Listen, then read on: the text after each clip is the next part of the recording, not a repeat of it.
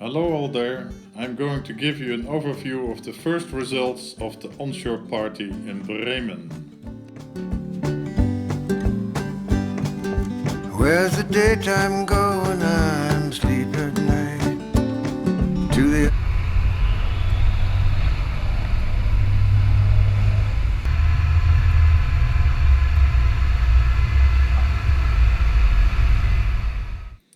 And after a lengthy survival training, I was finally lifted on board.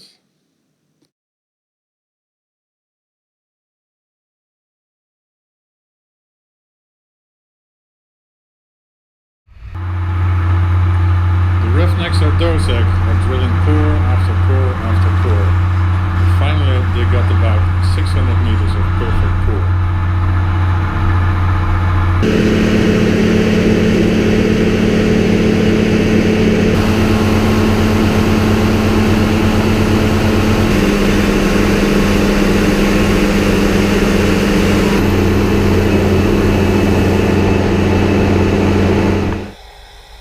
Even the fish seem to like the drilling mud, but you were not allowed to fish out here, which is a pity.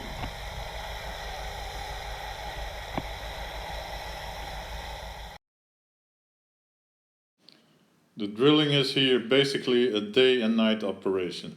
They're working on 2 shifts from midnight to midday and from midday to midnight.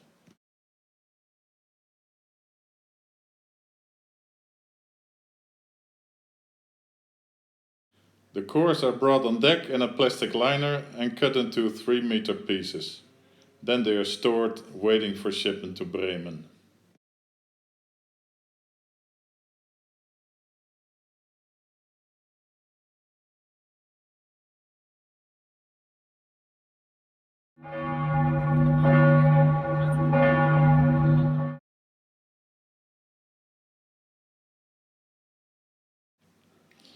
And here we are at the bottom of the hole, the most curious lithologies. As you can see, they consist of granites, gneisses and melts.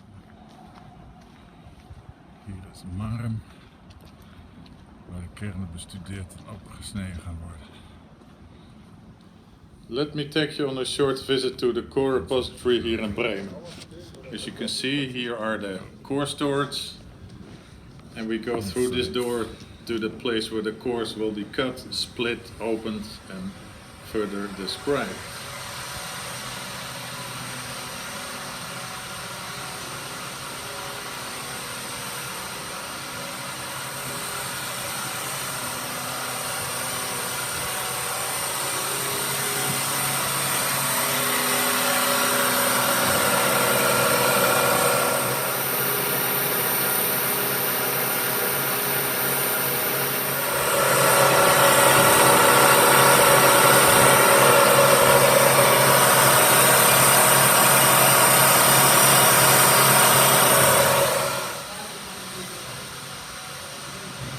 Here we go to the labs, to the right to the offices and to the left to the cores. Dit kort gebeuren.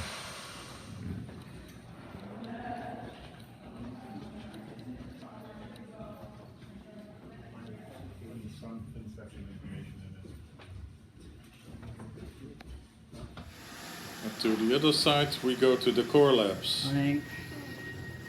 And first you have to sign in, otherwise you don't get a daily allowance.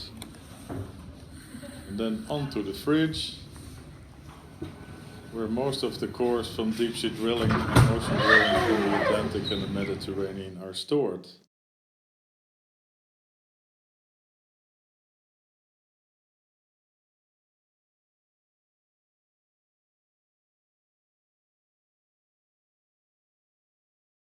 And here on the bottom we see the last remaining cores of the Chicxulub drilling. It's 1 day's work only. Along the split archive halves, and then a turn to the right to the VCD, the visual core description.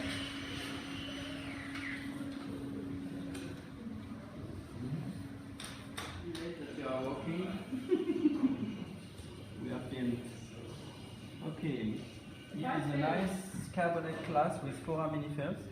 You're kidding. Yes. Let me see the foraminifera. Yeah.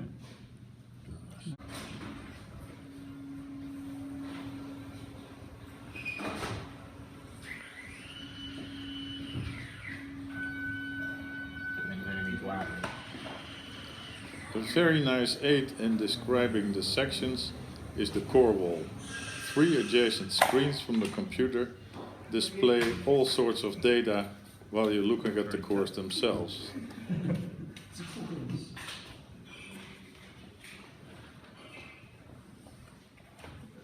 How's it going?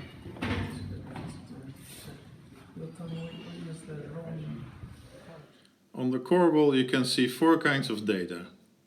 On the bottom you see a line scan, actually an amplified photo of the entire core. Directly above you see a slice of the CT scan. That's about 6 terabyte of data from the entire core. Directly above you see the density, and at the top you see an image of the porosity of the core.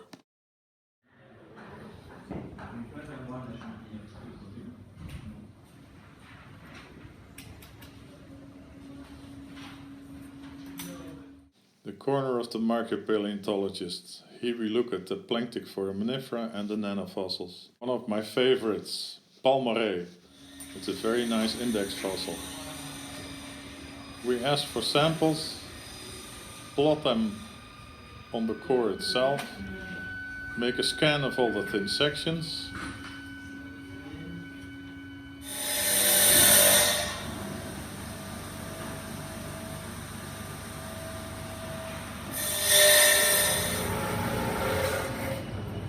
That's the long one, 0.4. T-shirt design was the most accurate, but it did not win. Too complicated. The goals of the drilling. First the filling of the crater, including the PETM, and then the first sediments above the KT boundary, the washback in the middle of the crater, and eventually the peak ring itself, totally shattered. Unfortunately, the chief scientist chose a site in a small depression in the peak ring. Let me quickly take you through the whole core. The Eocene was rich in laminated black sediments, full with ash layers. The black laminated sediments are rich in siliceous fossils, such as radiolaria and sometimes nice siliceous sponges. If we go further down in the core, we see the amount of black shales decrease and the amount of limestones increase. The ashes keep on going. Surprisingly, they're probably from the Antilles arc. And further down, the amount of limestone increases, often with well-preserved deep-dwelling morosophyllates. In the next series of cores, we go down to the bottom of the crater filling. On the ship, they determined a hiatus of 10 million years, so we were afraid to have lost the PETM. To our surprise, the PETM was recorded after all in this nice black layer. The layer contains the typical nanofossils, but absolutely no planktic foraminifera. But the PETM overlies a typical hard ground, full of shallow water benthic foraminifera. Is the peak ring actually raised above sea level? Nobody agrees on it. Below the PETM and a couple of hard grounds, we get a remarkably complete biostratigraphic sequence. First P3A, then P2, then P1C, P1B, and finally P alpha. And the transition of the crater filling sediments towards the top of the tsunami is extremely sharp. And the next unit below is a graded sand to silt layer, overlying a cross-bedded sand. On the XRF nickel content you can see where we expect to have high iridium values. Going down along the core we have the P alpha and P0, the top of the graded silt sand layer, which is overlying a cross-bedded sand. A complete transition from the washback sands towards the graded layer towards the Paleocene. The map of the XRF microscan shows in red where most of the nickel is, and in green a map of the calcium content. And nickel means iridium. In the middle part of the lower picture you can see a slumped wrinkled layer.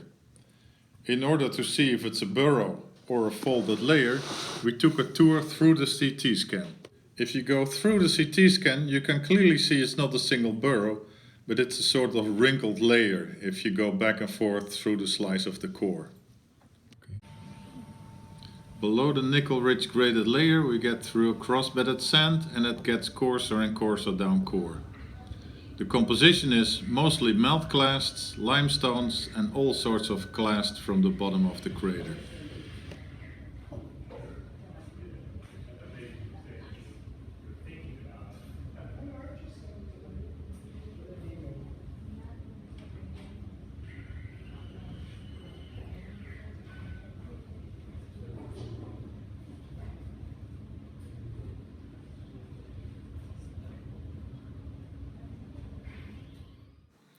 In the next series of pictures we go further down core, and as you can see the sediments become coarser and coarser. And the big question here was, when do the sediments of the washback stop and where do we have true airfall ejecta? We couldn't find it. A very nice looking polemic breccia with surprisingly unaltered limestone fragments, with rudist of the platform and meteorites from a back reef lagoon. And finally we get to the transition from coarse-grained breccia towards the impact melt. The impact melt layer was not thick, but that was expected here on the peak ring. More than 2/3 of the core consists of shocked granites, intercalated with dikes of impact melt. De laatste kernen.